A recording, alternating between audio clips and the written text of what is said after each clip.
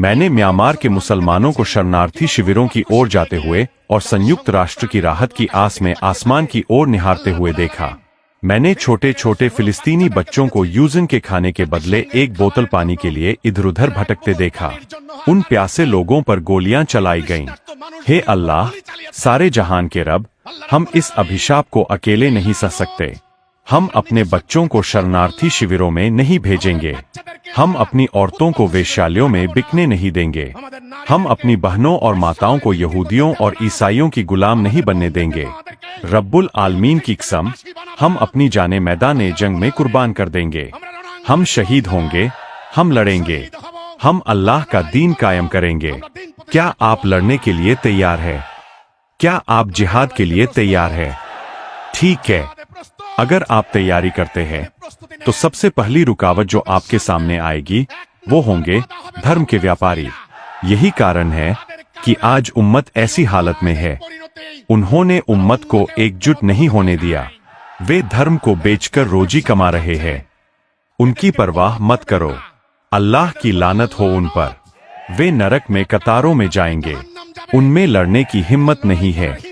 दूसरी बाधा होंगे दज्जाल के अनुयायी जो राजनीति में लगे हुए हैं। वे ऐसे नेता हैं जो केवल अपने स्वार्थ के लिए काम करते हैं। उनकी लालच और गंदी राजनीति ने पूरी कौम को बर्बाद कर दिया है। इंसानियत उनके लिए कोई मोल नहीं रखती। वो सिर्फ सांसद बनने के लिए इस देश को अमेरिका के हाथों बेचने में भी नहीं हिचकते। उनका कोई मजहब नहीं है। वे वोटों के लिए दारी रखते हैं, वोट के लिए हज करते हैं, वोट के लिए कुरान पढ़ते हैं। वे सच्चे मुसलमान नहीं हैं। ये आपकी दूसरी रुकावट होंगे। तीसरी रुकावट होगी दज्जाल स्वयं। उससे निपटना होगा।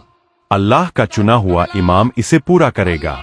मोमिनों के लिए चिंता मत करो, उसे अल्लाह पर छोड़ दो। सारी जिम्मेदारी अपने कंधों पर मत लो। कुछ जिम्मेदारियां अल्लाह पर छोड़ दो।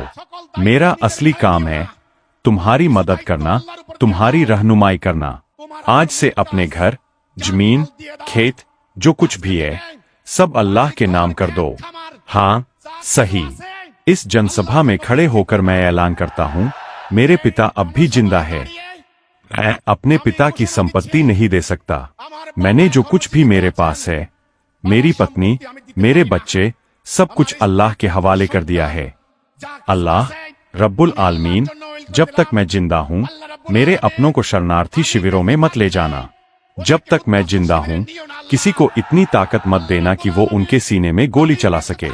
जब तक मैं जीवित हूँ, मैं अपनी इस जमीन को अपने पास रखूंगा।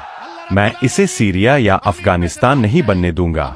इंशाअल्लाह। वे म्यांमार में शरण ले चुके हैं। वे फिलिस्तीन में शरण ले चुके हैं। मैं बंगाल की इस पाक मिट्टी को सजदा करता हूँ। आइए हम इस धरती की मदीना की तरह हिफाजत करें। मैं लड़ूंगा। मैं लड़ने के लिए तैयार हूँ। क्या आप तैयार हैं? क्या आप तैयार हैं? मैं बंगाल की 16 करोड़ जनता से अपील करता हूँ, हिज्ब उत तौहीद के बारे में बहुत से झूठे प्रचार फैलाए जा रहे हैं। इन झूठों पर यकीन मत कीजिए। सोशल मीडिया का सहारा लेकर हमारे ऊपर ऐसे इल्जाम लगाए जा रहे हैं जो हमने न कभी कहे, न कभी किए, और जो हमारे अकीदे से ताल्लुक भी नहीं रखते। वे लोग हिज्ब उत तौहीद के खिलाफ झूठी कहानियां गढ़कर दुष्प्रचार कर रहे हैं। मैं यह साफ कर देना चाहता हूं कि हमारे खिलाफ ये सब झूठ धार्मिक उग्रवादी समूहों द्वारा फैलाए जा रहे हैं। अल्लाह उनके हिसाब के लिए काफी है। वे भटके हुए और भ्रमित है। वे स्वार्थी और आत्म केंद्रित है। उन्हें कभी अल्लाह की मदद नहीं मिलेगी, मगर आपको अल्लाह की मदद जरूर मिलेगी इंशाअल्लाह। তোমরা আল্লাহর সাহায্য পাবে ইনশাআল্লাহ।